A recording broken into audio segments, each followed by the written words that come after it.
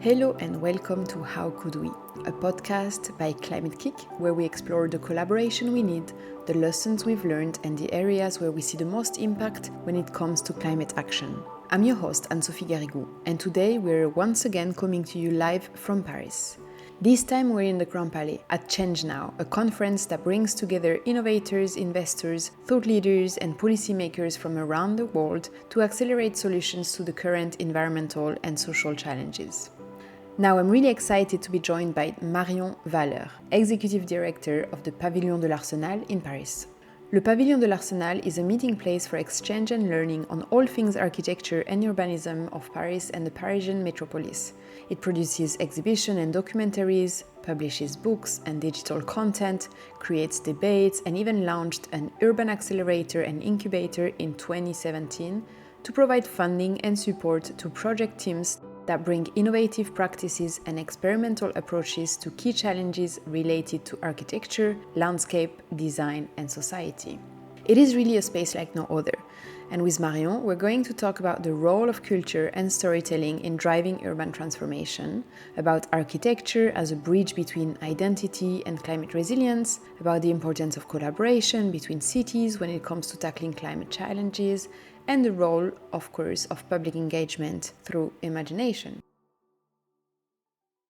So without further ado, Marion Valeur, welcome to How Could We podcast. Thank you so much for joining us. Thank you. So to start, can I ask you to introduce yourself and to tell us a little bit about the role of the Pavillon de l'Arsenal in addressing today's environmental and social challenges? Sure. So I'm director of Pavillon de l'Arsenal since 2 years. And Pavillon de l'Arsenal is the Center for Architecture and Urban Planning in Paris and the Greater Paris. And our role is really to democratize architecture, urban planning, to talk to the largest public possible about the future of cities and the present of cities. Thank you. And so at Le Pavillon de l'Arsenal, you're really helping Parisians and the people living on the outskirts of Paris as well to understand how their city has evolved and what also it could become. And in your experience, what are the most effective ways to engage residents and to showcase those kind of tangible pathways to more livable cities? And what has worked particularly well and how have people responded to your exhibition so far?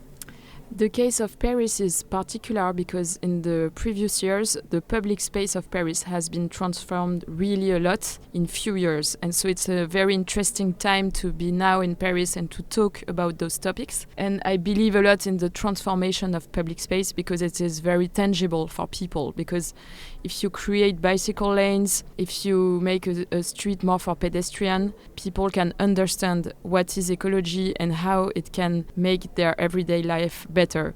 So of course it's not the only way to transform a city, but I think it's very important to start by public space also because it is something we share, we all have in common. It's not only for rich people, it's where we meet.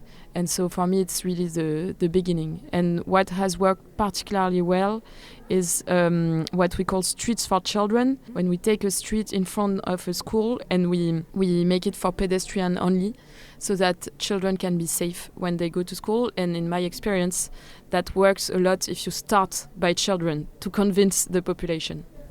Yeah, I think what has been working really well in Paris is to demonstrate what is possible and to really make people experience the transformation in a positive way. It's very interesting. So I was looking at the exhibitions that you've worked on more or less recently. And one of them is Paris Animal and the other one is Le Grand Paris des Écrivains. And so what you're doing that I found very interesting is that you're using art, culture and storytelling to raise awareness. Can you tell us more about the role of art and literature in shaping the sustainable city of tomorrow? I think it's essential. Of course, we need art, we need literature, we need all that to make ecology possible and desirable because it can be frightening for people, changes in general. And so it's also the role of art and literature to show that an ecological world is really a better world. And we need also architecture. I believe a lot in architecture because it makes things very concrete and people can see changes and it is beautiful. And we have to show that an ecological architecture is more beautiful. And there is still so much to do because in fiction, for example, the question of climate change is still not present enough. But really, like, there are only dystopias. But I think real stories that integrate climate change, we miss them a lot. And so you started already to talk about architecture, and I want to talk a little bit more now about this transformation for a sustainable future through architecture. So Paris is famous for its Haussmannian architecture. It's very beautiful, or like most people think so, but it's often very energy inefficient, and it's very vulnerable to climate change.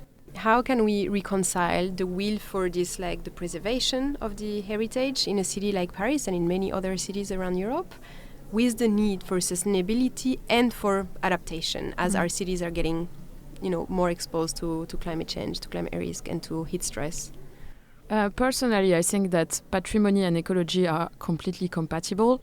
For example, about the Haussmannian model, what has to be said is that it is very dense and reversible. That means that you can easily change a Haussmannian building from housing to something else and go back to housing. And density and reversibility are two main ecological qualities. So in a way, it is a very ecological model also. But then in terms of thermic renovation, it is true that we have to transform also those buildings. And that's where we need architects, because architects have to find the solutions to transform building still by keeping the history and the shape, and it's possible.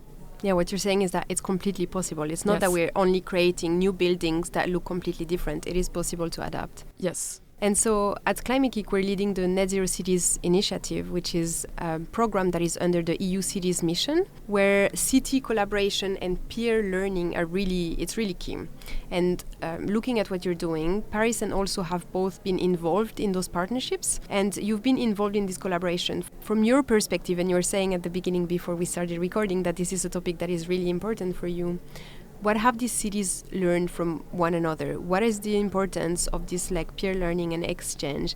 And why are this cross-city collaboration so important for accelerating climate action? I think that European cities have to stand together because we have a common urban model, which is an urban model of social mixity, of density. And that is a particular urban model. It's not the urban model of new cities, it's not the model of American cities. And we have to claim, I think, that it is a good model and we need it. And that's why we always have to learn one from each other, and that's why at Pavillon l'Arsenal we organize a lot of conversations between Paris and other cities, because we have the same problems.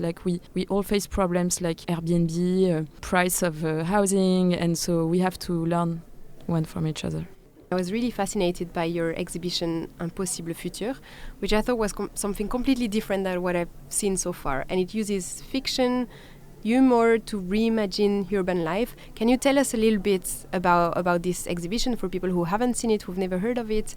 And can you also share more about the thinking behind it? Why did you do this way?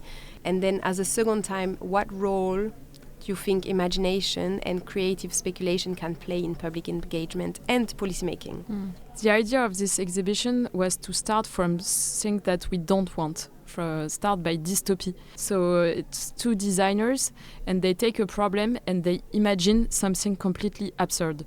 For example, about security in transportation for women, they say that we could wear huge clothes so that no one can touch us, which is absurd, and so they use absurdity for each problem to show that there are not easy solutions and that technology is often not the answer, so that we can really think about, okay, what is the real problem and how we can solve it. And it was very participative, and most visitors, they could draw at the end and they did it, their own absurd solution.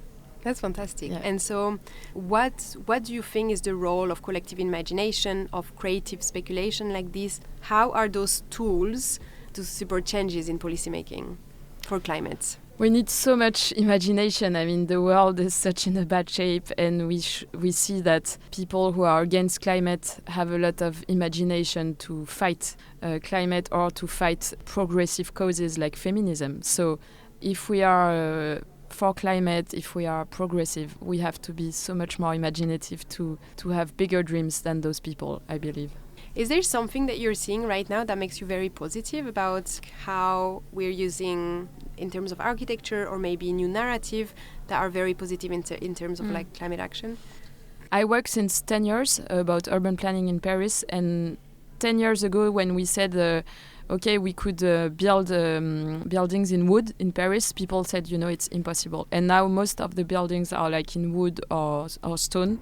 So I have seen that it's possible to change things if there is a lot of political vision and courage.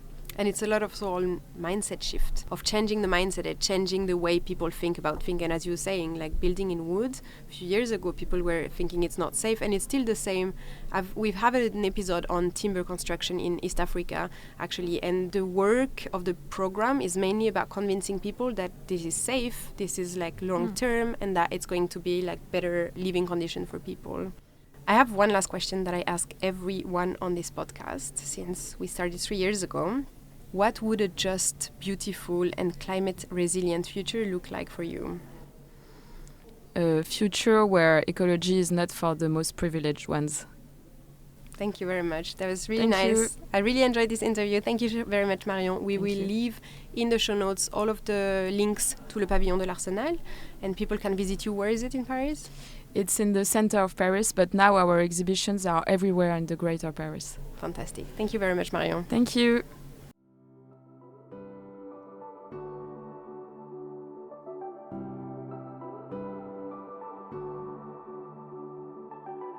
Thank you for listening to this new episode of How Could We? This season, we're exploring city transformation and speaking with leaders like Marion Valeur and institutions like the Le Pavillon de l'Arsenal who are rethinking how we live, imagine, and shape our urban future. In this episode, we explored how cities can showcase livable, sustainable pathways, the role of art and culture in transformation, and how collaboration, imagination, and architecture all play a role in creating cities that are both resilient and desirable. You'll find more information about Le Pavillon de l'Arsenal in the show notes.